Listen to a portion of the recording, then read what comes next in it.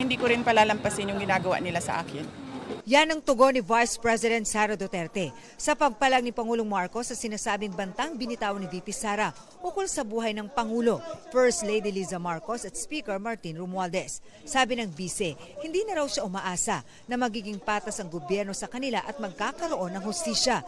This is clear political harassment. This is clear political persecution.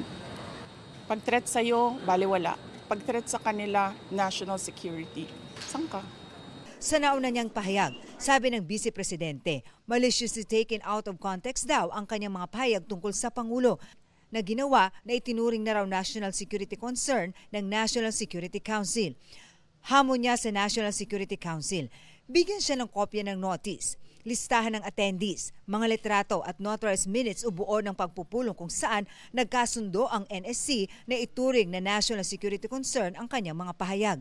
Dagdag ni VP Sara, dapat isama sa agenda ng susunod na pagpupulong ng NSC ang kanyang hiling na makapagpresenta ng mga banta sa Vice Presidente, sa Office of the Vice President at sa mga tauhan nito. Nagsabi ang NSC na national security concern ang threat sa President, pero apparently they really do not consider the threat to the Vice President as anything of a concern. What kind of country is this? Hindi ba kaparte ng gobyerno ang Vice President? Hindi ba ako binoto ng mga tao? Hindi ba ako ang Vice President ng buong Pilipinas, ng lahat ng mga Pilipino? Hinggil sa pagpapasabina sa kanya ng DOJ, I would gladly answer yung gusto nilang mga tanong na ipasagot.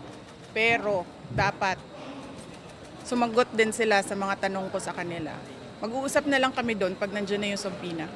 sa kanyang pagsagot sa mga sinabi ni Pangulong Marcos, may inungkat naman si VP Sara. Pumalag nga yung buong bayan nung pinatay ng pamilya nila si Benigno Aquino Jr.